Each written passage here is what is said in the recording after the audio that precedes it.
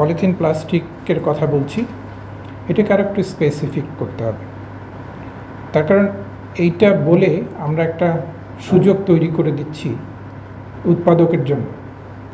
তারা এই সুযোগে বলছে যে নানা কথা বলছে যে আপনি চেয়ার টেবিল বন্ধ করতে চাচ্ছেন প্লাস্টিকের, আমরা তো তা চাচ্ছি না, কিন্তু এই কথার মধ্যে সেই সুযোগটা আছে। আমরা তো সব প্লাস্টিক বন্ধ করতে পারবো না। তাহলে আমরা কোনটা বন্ধ করতে চাই? আমরা চাই পলিথিন ব্যাগ, আমরা চাই সিঙ্গেল ইউজ পলিথিন প্রোডাক্ট। আমার মনে হয় যে এই দুটি শব্দ খুবই স্পেসিফিকভাবে বলা দরকার, যেগুলো প্রবলেমেটিক প্লাস্টিক প্রোডাক্ট আছে সেগুলো বন্ধ করতে হবে। তার কারণ এটা কোনো ভ্যালু অ্যাডেড করে না, এটা রিসাইকেল করা যায় না, আলটিমেটলি আমার এনভায়রনমেন্টে যাচ্ছে, পরিবেশকে দূষিত করছে। তো এইটা হচ্ছে লো হ্যাঙ্গিং ফ্রুট। এখন এই আন্দোলনের যদি বিজয় অর্জন করতে হয় আমাদের এই জায়গাটাকে ধরতে হবে।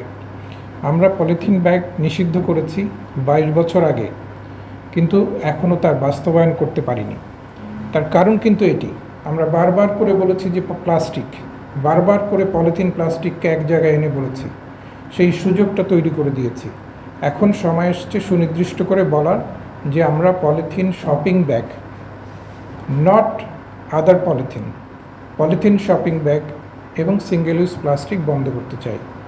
কেন চাই সেটারও যুক্তি আমরা দেখিয়েছি, সেই জায়গায় আমাদের স্ট্রং মতামত থাকা উচিত। তা না হলে কিন্তু আমরা যে জায়গায় ছিলাম আরও 22 বছর পরে একই কথা বলতে থাকব। তা আমার মনে হয় যে এটা আমাদের বিবেচনা আনা উচিত। সংকট সমাধানের বিকল্পের কথা এসছে, বিকল্প নিয়ে আমাদের ভাবতে হবে ডেফিনেটলি, কিন্তু এটাও ভাবতে হবে যে একটা বিকল্প মানে একটা পলিথিনকে বন্ধ করতে গিয়ে আমরা কি আর এক ধরনের পলিথিনকে উৎসাহিত করব কি না, সেটিও কিন্তু ভেবে দেখা দরকার আছে। তো সেই বিষয়গুলো ভাবতে হবে।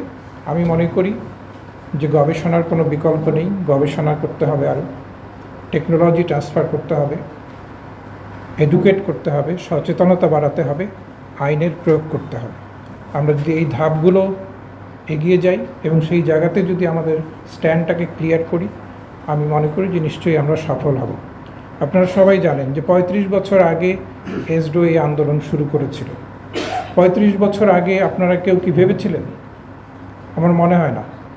কিন্তু 35 বছর আগে আমরা আন্দোলন শুরু করেছি, তারপরে পর্যায়ক্রমে আজকে যে আন্দোলন দানা বেঁধেছে সেটা কেন হয়েছে? সেটা কিন্তু সচেতনতার মাধ্যমেই হয়েছে। আমরা আজকে এতগুলো মানুষ এক জায়গায় হয়েছি কেন? সচেতনতার মাধ্যমে হয়েছে। আমরা আমাদের তাগিদ থেকে করেছি, এই তাগিদটা বাড়াতে হবে।